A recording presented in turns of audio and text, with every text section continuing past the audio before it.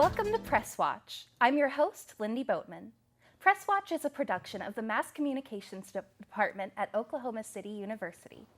Here at Press Watch, we take a look at national news media coverage in light of ethical guidelines set forth for journalists by journalists.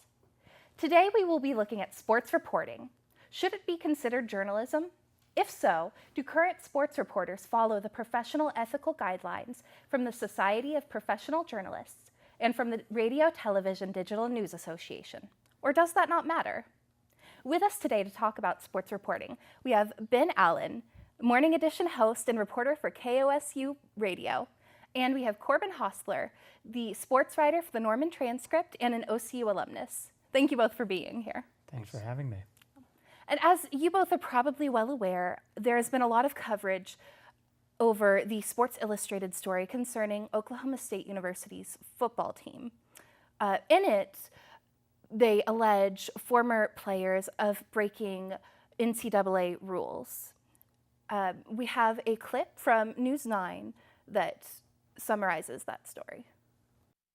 On SI.com. Part 1 alleges OSU used a bonus system where players are paid by performance. Part 2 looks into accusations of widespread academic misconduct. Part 3 accuses OSU of tolerating recreational drug use. Part 4 alleges both Mike Gundy and Les Miles personally interviewed members of the Hostess program called Orange Pride, and that some of those Pride members provided sex to recruits. And Part 5 looks into the so-called fallout, for example, where some... So a lot of reporters have come out and said a lot about this story, some of it negative, some of it not. And in particular, there is a reporter who works for ESPN, Jason Whitlock, who criticized publicly Thayer Evans for co-writing the Sports Illustrated article. Let's take a look at that.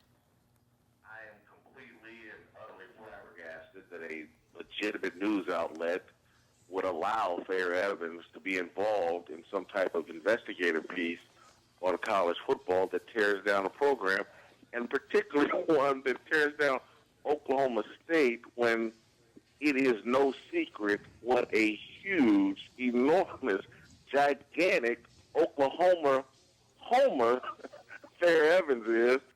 I've worked with him. Simple-minded. He's a hack that can't write. This isn't personal. Now, I think that there is a fine line when it comes to observing stories between professional perspective and personal bias. And what do you guys think about this clip? Do you think that he was blurring that line? Corbin, what would you think? I think so. I mean, to come out and attack the reporting that was done is one thing. To come out and attack the person doing that reporting for being a hack who can't write, I think is going over the line. And I think you have to keep in mind that it's who the source is. Jason Whitlock loves to be in the headlines, loves to make controversy, loves to talk about whatever the news is going on and input his name into it. So I think you have to keep that in mind, that he went on that show to be inflammatory and accomplish it. And what it does is it takes away from the actual criticism of the reporting, which there could be, and it takes away attention from the allegations themselves, which obviously deserve most of the attention. And I think that's the danger when someone just tries to get out there and, you know, insert their name into the conversation. All right. And would you agree with his statement? And if so, is there a way for Jason Whitlock to, or any reporter for that matter, to criticize a writer without it becoming personal? Well, I think that if you are going to do that criticism, and I agree largely with what Corbin said, but if you are going to do that criticism, I think the criticism has to be fact-based. It has to be pointing out evidence, going line by line and pointing out where that reporter went wrong. Now, it can be a secondary or maybe even a tertiary concern about what kind of bias that reporter has, but I think your primary focus has to be on the actual reporting that reporter did. All right, and I actually agree with both of you and would like to cite a code from the Radio, Television, Digital News Association that states that professional electronic journalists should present analytical reporting based on professional perspective, not personal bias. And we also found a similar code from the Society of Professional Journalists, which states that one should distinguish between advocacy and news reporting. Analysis and commentary should be labeled and not misrepresent fact or context. So obviously he has a lot of commentary here, and we can all agree that perhaps it wasn't the most appropriate. But regarding this same code, another practice that is really common and actually something that viewers look for with sports reporters is the practice of analysis. And as that code said, you are supposed to label analysis. However, since it's so common for sports journalists to analyze players, teams, coaches, and games, should the same rule apply? What do you think? Well, I think that you got to start with how that analysis is being constructed. Again, is it analysis that's relying on fact? Is it analysis that is reflecting what's actually happening instead of an author's opinion? Obviously, you know, whether it's a game story or something labeled analysis, there is a certain level of you know, subconscious bias that comes through in every piece that's written. It may not be as prevalent or as noticeable as some other pieces, but there's bias in every piece of reporting. There's no such thing as objective reporting necessarily. So I think that you just have to pay attention to that and make sure that, you know, people really key in on that. All right, yeah. And would you also agree with his statement? Yeah, absolutely, and I think it's important to know and label those. If you're going to give analysis and criticism or whatever, what have it, you clearly label it. So I think that's kind of, you know, the guiding principle behind it. If you're writing a game story, you know, you can never eliminate all bias, but you do your best to write, you know, a game story and keep it in the context of that and not bring in everything else. If you want to put your opinion, you write that, you talk about that, and you label it as such. And I think that's really you know, what should be the overarching principle that kind of guides you. All right. And another aspect of sports journalism that is unique is this entertainment factor and the idea that it is acceptable because a lot of viewers also turn into sports news to be entertained, and it is concerning watching games, which is in and of itself entertaining. But there's a question about how much professionalism should also be kept when we're talking about something that is so entertaining. Is it okay to bring in that entertainment, or is it pandering to audiences?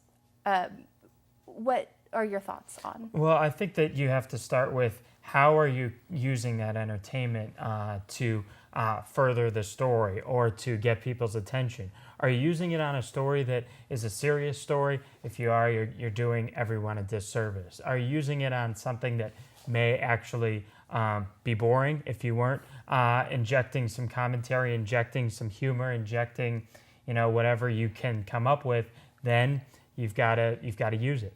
All right, and in regards to that, we actually have a clip of a reporter who uses rap references in his stories, and we've used the hashtag where he references specific rappers, but we want to examine if this is appropriate or not. Let's take a look. Wins now for the Cards. Welcome to the Sunday Sportscast. When Charlie Strong woke up this morning, he knew today was a good day. His team had marched into Lexington striving for the peak and looked right at their rival and said, don't sweat the technique. Now at halftime, it was not the same case. His team was facing a crossroads. Up just 7 points, Strong challenged the squad, and I get the feeling he did not say, relax your mind and let your conscience be free. In the AP poll, Alabama has stopped, dropped, and opened up shop at #1. Stanford getting that California love in the top 5. And some Cards fans might find it ludicrous, but LSU jumped Louisville in the most recent poll. All right, now, Mr. Hosler, do you believe that this is crossing the line between entertainment and facts? I think that it's straddling the line because when you're talking about something like, you know, the rankings for college football, that it's by the time people come to watch your show, they probably already know. They know who won the game. So I think in those cases, it's okay. If it's a serious story, like we were saying, you don't you don't make rap references when you're talking about a player being suspended or something like Right. that. And I think it's really all about the context in which you frame it. And I think in this particular case, it's okay because this is a piece that is supposed to be entertaining and not as serious. Okay, well, thank you both so much. And we're actually going to go to a break now. And after the break, we will have Bravos and Blunders. That's a recurring segment here on Press Watch, where we take a look at what went right in the news or maybe what went wrong. We'll be right back. There are plenty of teams in every sport that have great players and never win titles. Most of the time, those players aren't willing to sacrifice for the greater good of the team.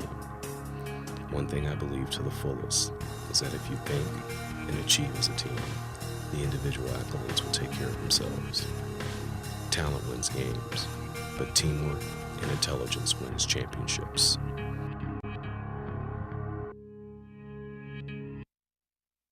Meet Sarah Jane. She got her vision checked at school by Prevent Blindness Oklahoma.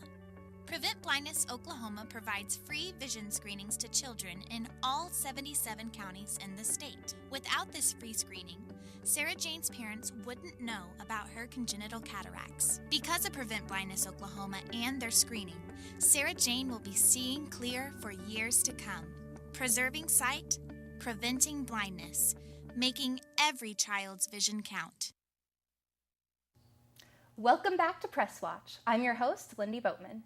With us, we have Corbin Hostler and we have Ben Allen. And now it is time for our segment called Bravos and Blunders. In it, we evaluate recent news coverage and see what went right and what went wrong. So we actually this week only have a blunder, but we feel like it's a pretty big one. It is actually regarding the cable TV news coverage of the Navy Yard shooting and the idea of speed versus accuracy.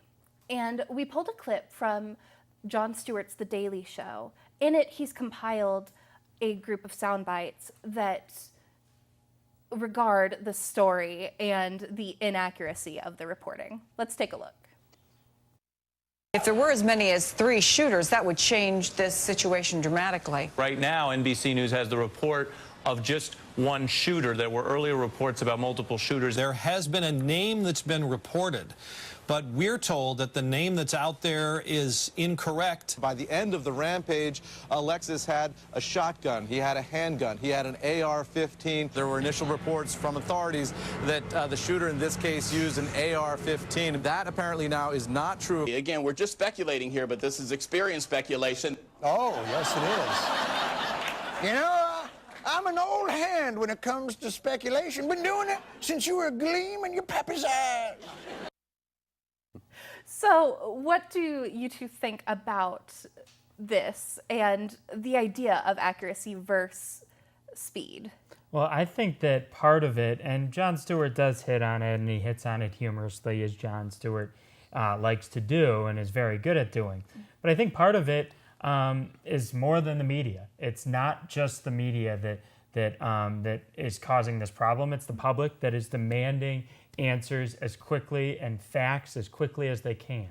And media outlets are rewarded for providing that facts to those viewers or listeners or readers or whoever they may be out there.